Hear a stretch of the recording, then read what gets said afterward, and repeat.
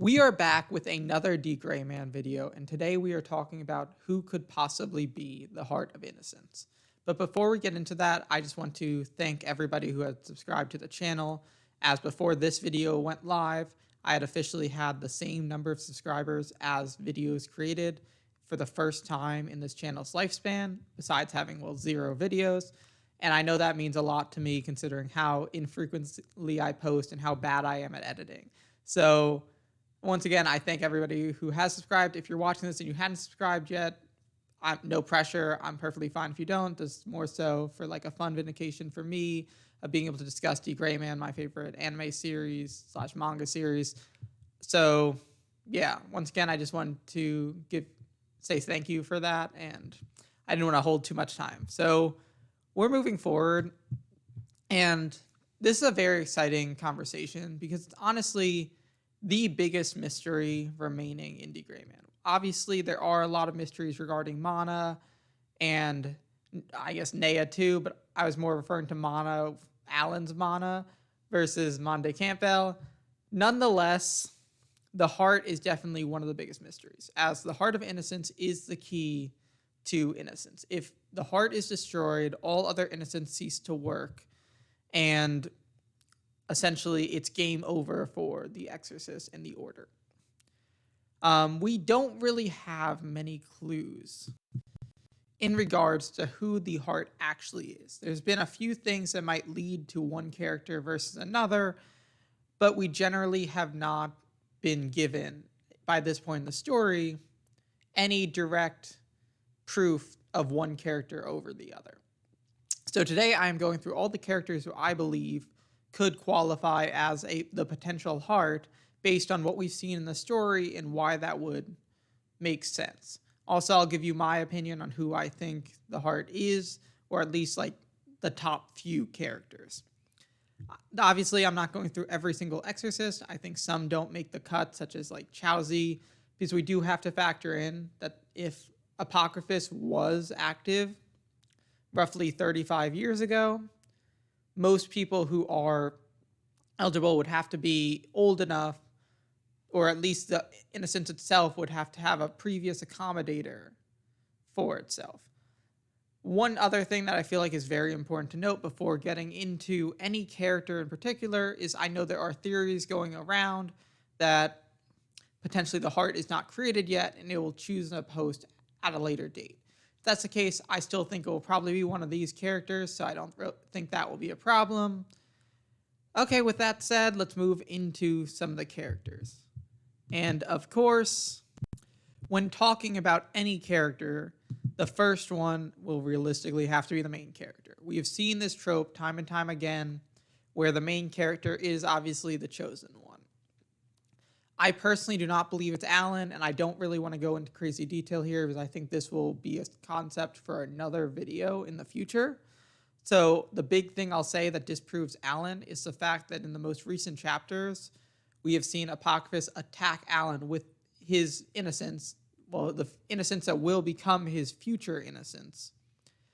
And I don't believe Apocryphus would have risked attacking with the heart or being able to control the heart like he does with this piece of innocence. Nonetheless, I do believe if the innocence is not yet formed or not yet chosen a host and can jump into any piece of innocence specifically, then Alan realistically is a candidate for that. But if the innocence is currently active, I realistically do not believe it's Alan for that one reason. There's also more reasons that I might get into in a later video. So I don't really want to go overboard, but I think that's enough to kind of disprove Alan to some extent. The next character is Lena Lee, who I feel like we have to discuss. While she doesn't necessarily fit the age requirement that I gave of 35 years, she does have the first assumed heart, as she was able to fight that level 3 Akuma, and then when she was in critical condition, her innocence acted to protect her, creating that crystal structure around her. She also becomes the first crystal-type innocence, and even Bookman is like, this is something that has never happened before. So there's a lot of proof from that perspective of Lena Lee doing this. I do think it makes it a lot worse of a case for Lena Lee, simply because Conda now also has a crystal type innocence. While it did not go through the full experience that Lena Lee did, becoming crystallized herself for part of the Edo arc, I just don't believe that Lena Lee would be the heart, just from the fact that based on Lena Lee's character, there's not much there that would show me that she is resonating with the heart's ideals based on what we've seen from Apocryphus and how he acts. And he always acts in the goal of the heart. So once again, I do think there's definitely some proof here comparatively to some of the other characters that I've listed later in this list. But personally, I do not believe it's Lena Lee. I do see more of a case for Lena Lee currently than Alan. And I apologize for all that stuttering I just did. So moving on to the next character, for me, I would say this is more of a bolder pick. The other two are pretty obvious. It's the main character who was protected by his innocence, and obviously then Lena Lee, who was assumed to be the heart by multiple characters. Apocryphus, for me, feels like it could be a bait and switch that Hoshino does, where he believes he's protecting the heart, but in turn he is actually the heart, which would make sense as he is autonomous. We do not know many other, if any at all. The reason I'm saying if any at all is because there's another character on this list that I believe could potentially be classified as autonomous, which I'll get to later, which gives him more freedom to move on his own, and he inherently has this self-protection of not knowing he's the heart. Not even the Noah would know he's the heart, and would essentially be unable to destroy him because he would be their only lead to the heart, which gives himself extra protection. He also is a cardinal within the order / the religion, which gives him high enough power to talk to characters like the Pope. I'm not sure how likely this one would be, especially considering the last time we saw Apocryphus, he is currently captured by the Noah, which means all innocence would be exposed right now, and I'm not sure Hoshino wants to go down that route, but I do think that there is a chance that Apocryphus could be the heart. I do think it would be a nice twist because most people would not be expecting it currently. So I do think this would overall be an interesting way to play it, but yeah, moving on. The next one is the Pope, who we have not seen yet in the story, and he is the only character, at least for me, as we are entering the end game, that could be the heart without us seeing them. I think at this point, with how far we are in the story, the heart has to be somebody we know. The Pope has been mentioned multiple times. I have made a video on the Pope, and I even speculate there he could be the heart or she could be the heart, because it just feels like it would make sense. The person in charge of the order is just attached to the heart. The heart can make any decision they want. It would go through the order, ensuring anybody within the order has to follow it. While if they were a normal exorcist, they would have to be protected. So overall, I could definitely see the Pope being... It's a little on the nose, simply just saying that the character who's the most powerful human character within the order is actually also the most powerful piece of innocence. But there is definitely some proof here of he's constantly protected by the crows. Realistically, the Noahs wouldn't know he's an exorcist, so he kind of gets extra protection from being hunted down during those Noah hunts that we saw earlier. Overall, I think it would make sense for the Pope to potentially have the heart, but I also think it is a bit of a boring answer. I do still hope the Pope gets to have some appearance outside of just word of mouth within the remainder of the story. But if he's not the heart, I don't think it's that big of a deal. I would be fine with him being the heart, though, too. The next one, and this one is a bit more, I guess, spicy. And I've seen this theory going around that the Millennium Earl is the heart, or has the heart. And this is essentially something where we know there's the other world with the pillar, potentially the Earl was the heart, trusted by God, who assumably is a separate being than the heart of Innocence, maybe gets twisted over by dark matter, gets twisted, hence causing Mana and Nea to split. Because I don't believe, and anybody can correct me in the comments if I'm wrong on this, there's just so much spacing between chapters that I might have forgotten a specific line, but I don't think we get the exact reason for why Mana and Nea split from the original being of the Earl. And I'm saying that original being could have been the heart. And then now Nea got half of the heart, or Mana gets half the heart. Even Mana alone, we do see split personality, where the Mana that is with Alan is kind of good generally, while the Mana that is with or who is the Earl is more on the evil side. There's definitely some metaphorical value here of him being both good and bad, as well as it makes it a way that the Earl, or at least the darkness, can never really defeat the heart without destroying themselves. This one's a bit more of a reach. I could see it being done. It does definitely need to be written a lot better than a lot of these other choices that we've talked about so far, but I do see the potential for the Earl being the heart. I'm just not sure it will be done that way. Moving on, though, the next one is we have to talk about the generals. The generals feel like they are very obvious contenders to be the heart. As we saw with Jaeger being defeated during the original hunts, when the Earl starts to hunt for the heart, from accommodators specifically, he starts with the generals, because the generals are the strongest, and realistically the heart will sit with one of the stronger accommodators. So we are left kind of now with 3 generals from the original story, which are Tidal, Cloud9, and Winters. Essentially, of these 3, we haven't really seen much of Cloud or 9 or Winter Skulls, because they just really haven't played that big of a role in the story.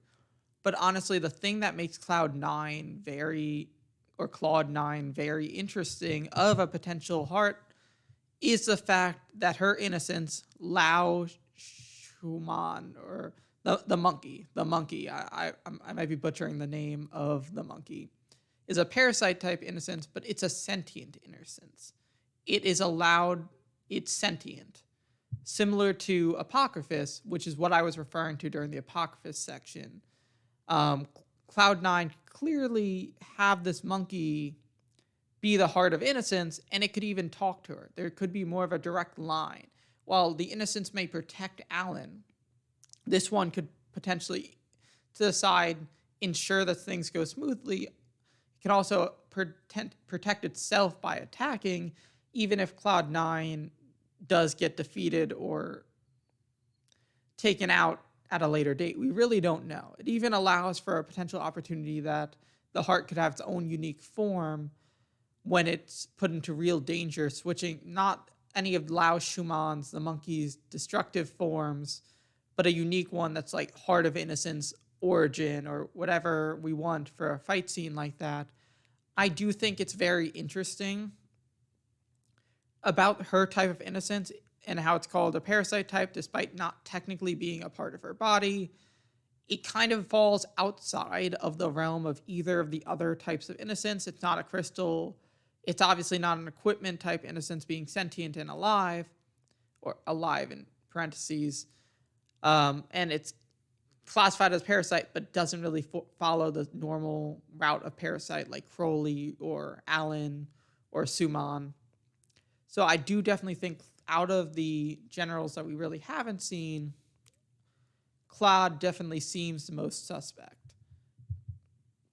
Here I kind of have Winters as well as a few other characters that I see some case for, but I didn't think they were worth their own segment.